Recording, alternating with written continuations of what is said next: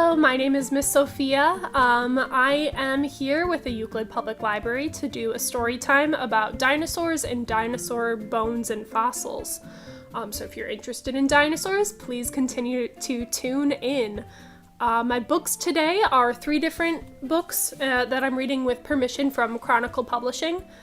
So I'm really excited to get started. The first book we will be reading is Tiny TRex and the Very Dark Dark.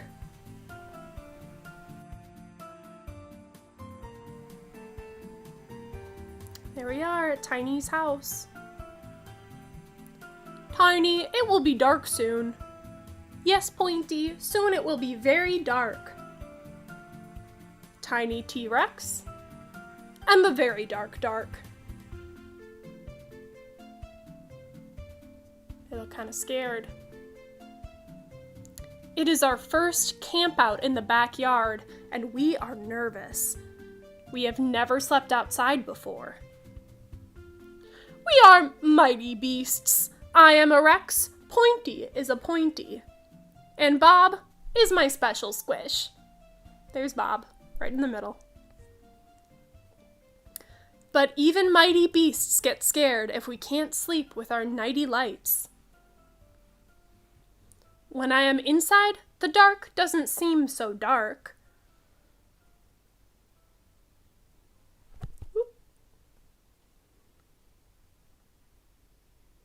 But when I am outside, the dark is very dark. Outside, there are no nighty lights to turn on. And when there are no nighty lights, the grumbles and nombies come out.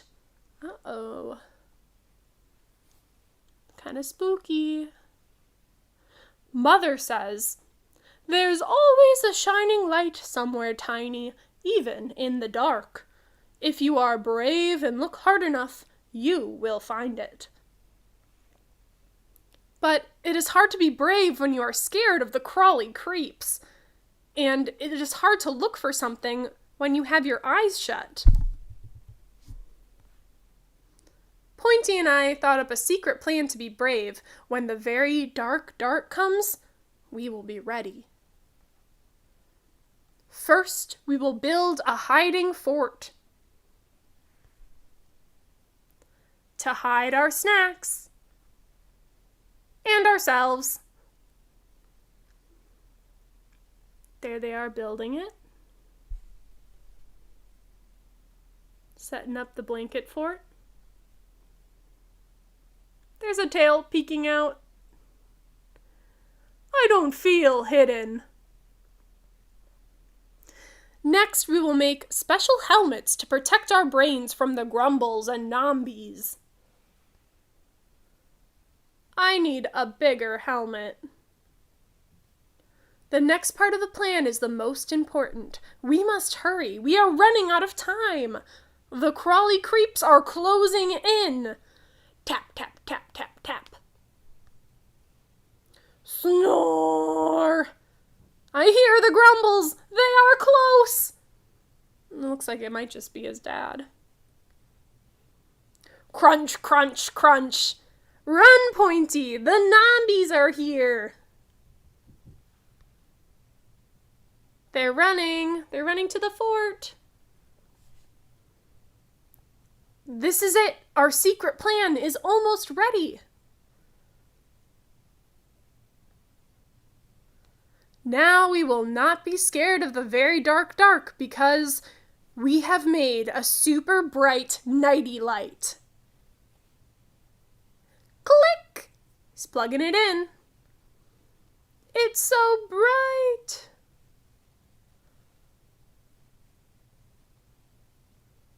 But then it goes dark. Our plan did not work. The very dark dark has got us. I am scared. Pointy is scared. Bob is scared. We are all scared together. Maybe we can be brave together too. Brave enough to open our eyes, look very, very hard. There they are, opening their eyes. Wow. Look at all those stars.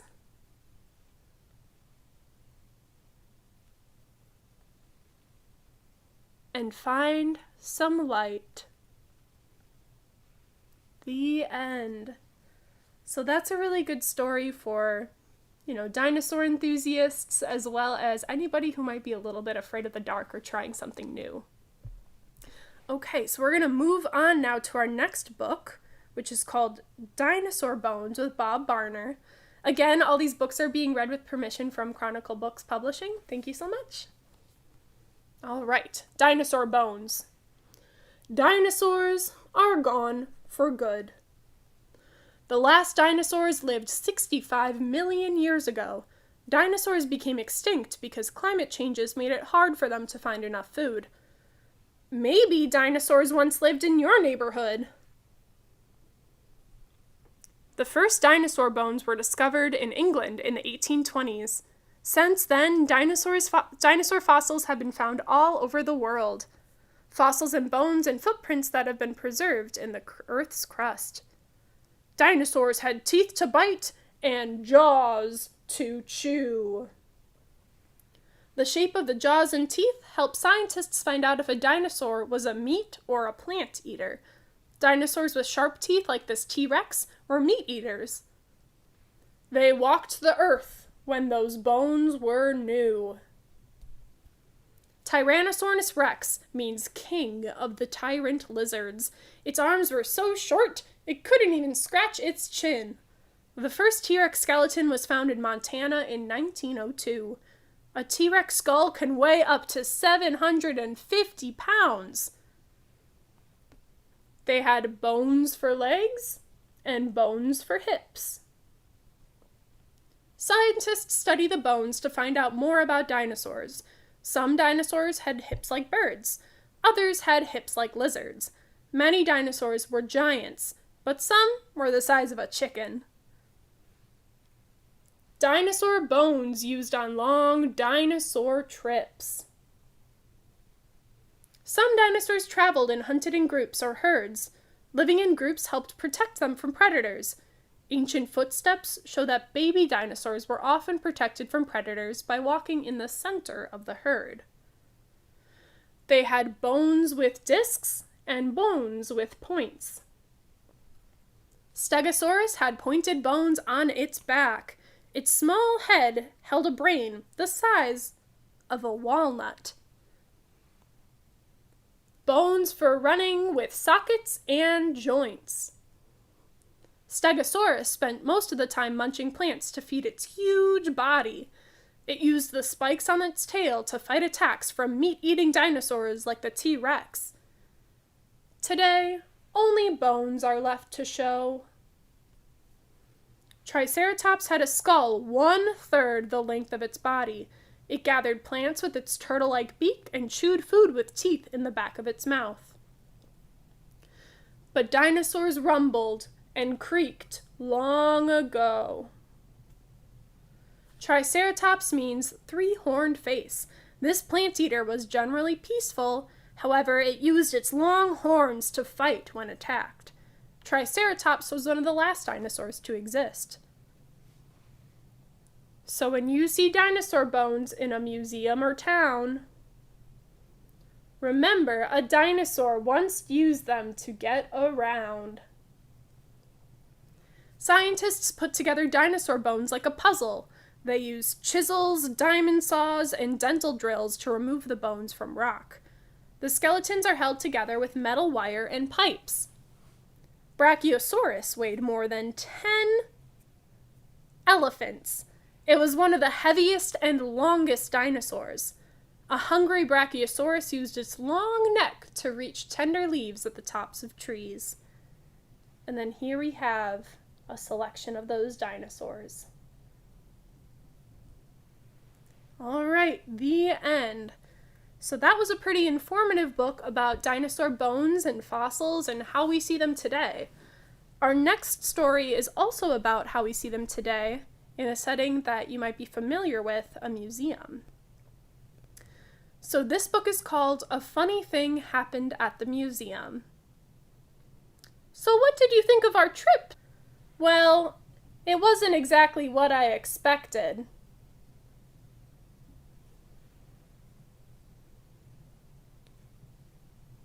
As soon as I walked in, I was charged by a triceratops. Fortunately, I sought safety among a family of Neanderthals.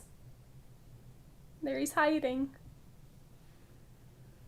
To thank them for their help, I entertained them with my balloon-making skills. But then I was chased away by a herd of buffalo.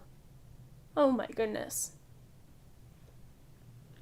Suddenly, there was a loud boom. Is that a volcano? Oh my goodness.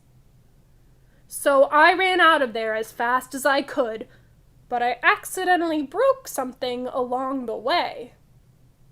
There are those dinosaur bones. I tried my best to put it back together. Does that look right? I don't know about that. Then I was briefly detained by a lively sculpture. Thankfully, I was rescued by another one. After all that action, I decided to catch my breath. Then I got lost in an unusual stairwell. That led to a secret passage. It was a real mess down there, so I just had to put things in order. I really cleaned all over. And I took care of a couple other things too. See, doing the hair on that mammoth? I happened to notice that some paintings were not finished. I really applied myself. By then, it was getting late, and I needed to find our class. I had no problem spotting them. But joining them wasn't as easy. Luckily, I discovered a way to reach them really quickly. Is he gonna launch himself there? But I probably misunderstood the instructions. There he goes. Zing! And I landed in totally unexplored territory. Suddenly, I felt far away from everyone. But that didn't last long, and that is what happened at the museum. Well, Henry, it sounds like you had fun after all. Maybe one day you too will be an artist. Who, me? Oh no. I really don't think so. Meanwhile, ...